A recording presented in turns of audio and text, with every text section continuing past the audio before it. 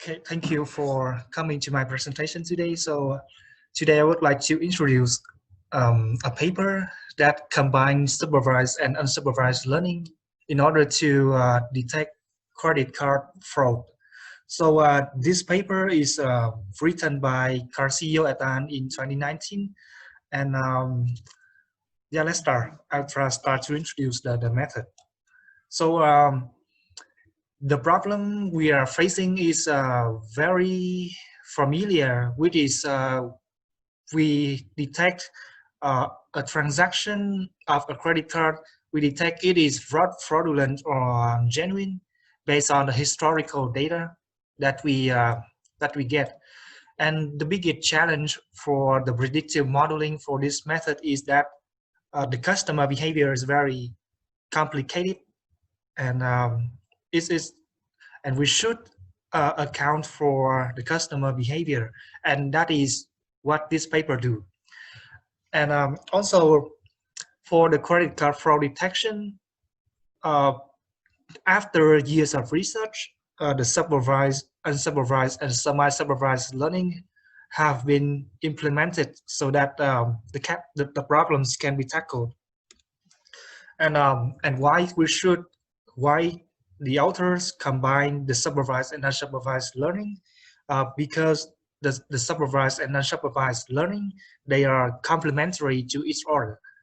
So in detail, supervised technique, they make use of the label data. However, not all the data samples are labeled. So people try to employ the unsupervised technique so that they can detect the unseen data types of frauds without any knowledge of the labels. And when combining the supervised and unsupervised technique, we call this semi-supervised learning. And this semi-supervised learning method often used when the majority of data set is unlabeled. So the unsupervised technique which is used in this paper, including the clustering and compression.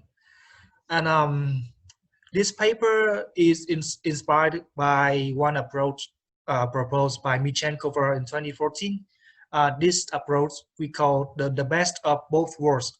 So both worlds here the author mentioned supervised and unsupervised learning and combine them into a unique method. So before going into our paper, I would like to introduce a method proposed by Michenkova in 2014. So as I mentioned in the previous slides, Michenkova, she used supervised and unsupervised technique. And for the supervised technique, she used the logistic regression with L1 penalty. So I think the logistic regression is very familiar to all of us. But one special thing here is that there is a penalty term right here. So the penalty term, it has a lambda hyperparameters. So the reason why she used this regularization term is because this term can help remove the features that is not important. Because in her data set there are so many features that she have to cope with, and it's better if she can remove many of them so that the model become more simple and comprehensible. So the reason why this term encourages sparsity is shown in the following formulas. And usually when people they use L1 penalty, they usually choose a value of lambda is very big, up to exponent of 5 or exponent of 6. So so that the S function here will become 0. So you can stop a little bit and look at my formula right here, and I think it is very simple to understand. And also the other step, another step that Michenkova applied is feature extraction for her features. So you can see that there is an X matrix, which is the original data, and we have X1 is the sample number 1, and so on up to Xn is the sample number n. And so we have n sample with some features we don't know. I don't show here.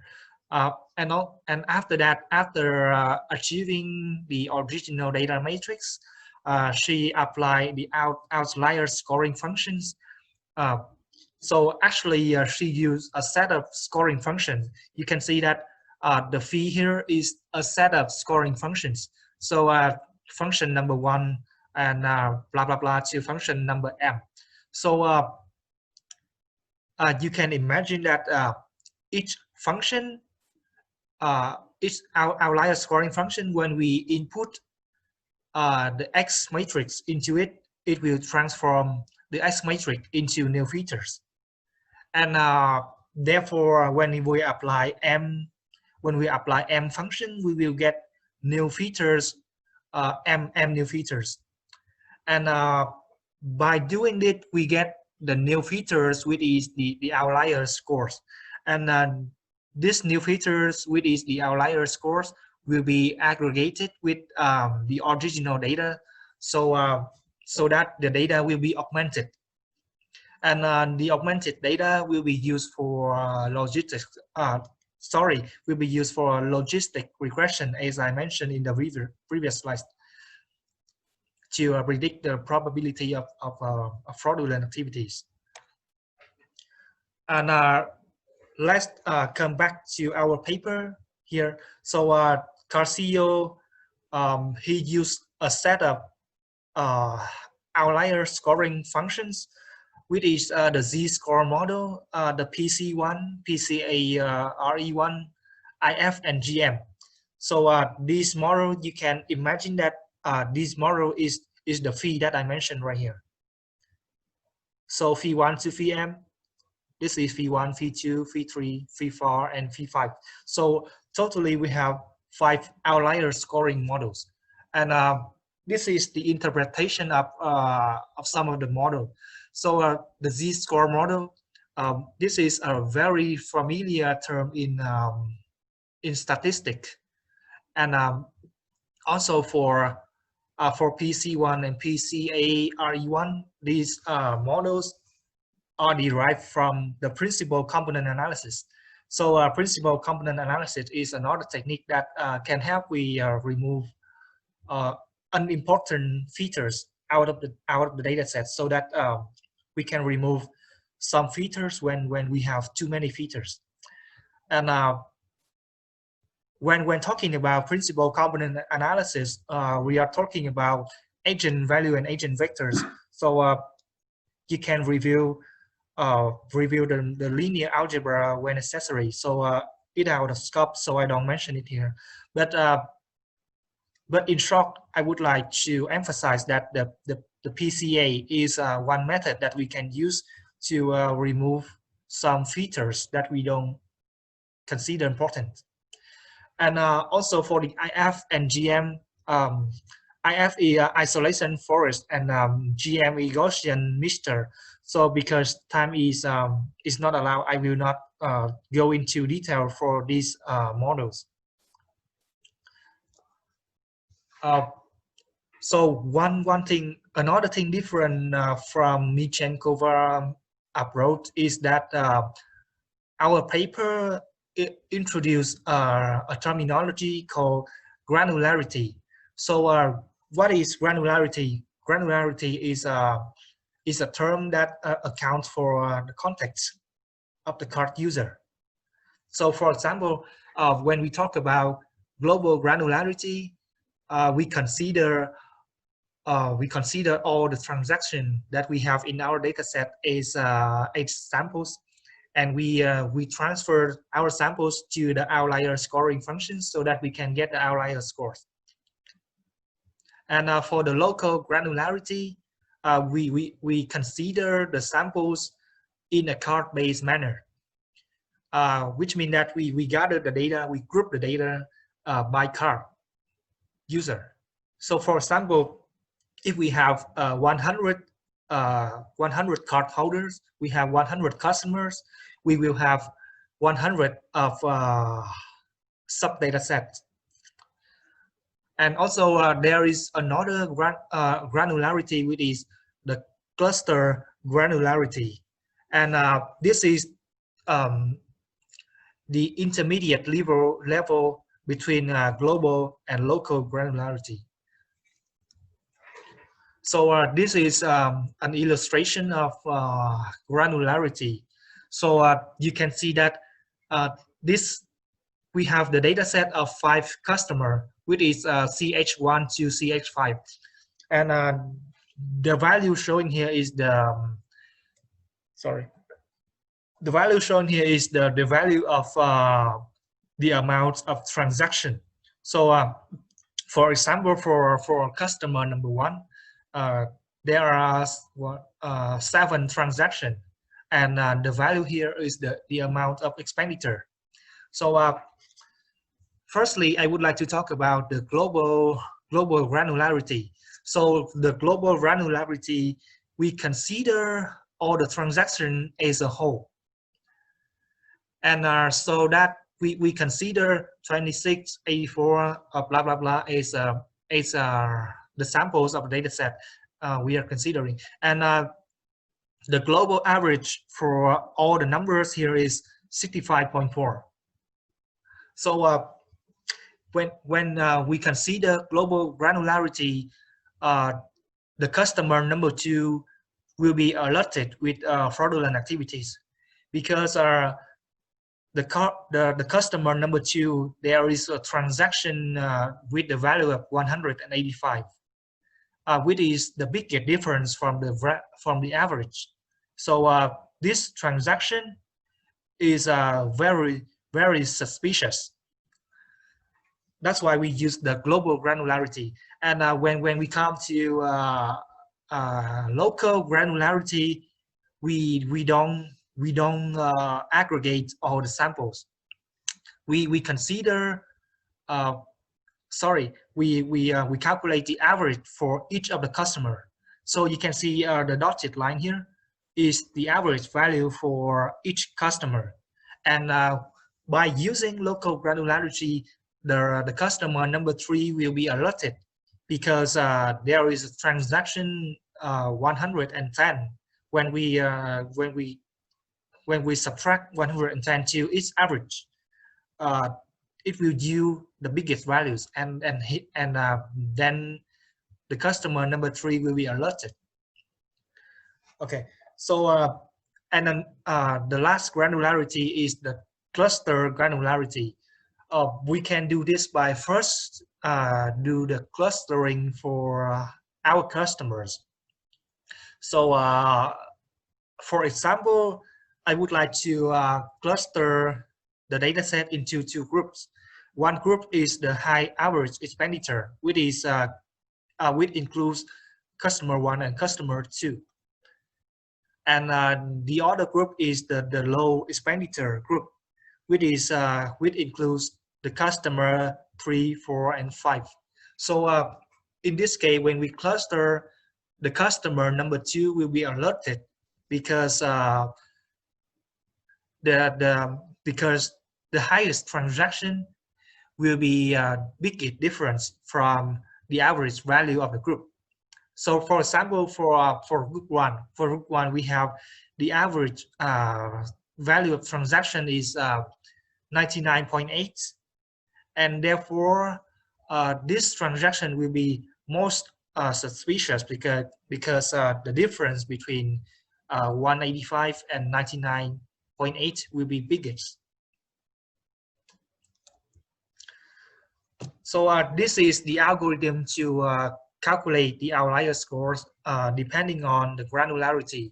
So you can see that the algorithm is long, but I try to summarize the algorithm. The algorithm is in the right figure here. So the main principle is that we create a score function to calculate the outlier scoring. To calculate the outlier scores based on different outlier models. And in short, you can see that we pass our data set into the score function, and we get the new features. And when we combine the new features with the original features, we get the augmented data set. So let's come to the implementation of the method. So there should be a baseline so that the method can be compared to the baseline to see its efficiency. So the baseline is the method use the balanced random forest algorithm and apply it on the original data set. And you can see that the blue line in the foregraph here is the balanced random forest algorithm applied to the original data set. And it's showing here is the precision as well as the precision and recall curve, area under curve. So and also you can see that there is a red line. So the red line is the same algorithm, but it is applied on the extended data set. So extended data set is the data set which is which have been treated with feature engineering. So there is a trend that that we can obviously see. So when we apply the algorithm with the standard data set, we will get higher accuracy compared to the original data set. Okay, so this is the result when we apply global granularity to our data set. And let me remind you, the global granularity, we consider all samples in the data set as a whole, and we use the whole data set for training and testing. So you can see the trend in the results showing right here. So you can see that it is visualized in terms of the Qiskit and box plots. And the first one is the baseline model, and the next one is the baseline model combined with the z-score model, and so on. So you can see that the label is showing on the horizontal axis, and on the y-axis it is the precision or the precision recall area under curve. So these metrics are used to show the accuracy of our models. And you can see the trend that when we combine the baseline model with any of the outlier scoring models, we don't get any improvement at all.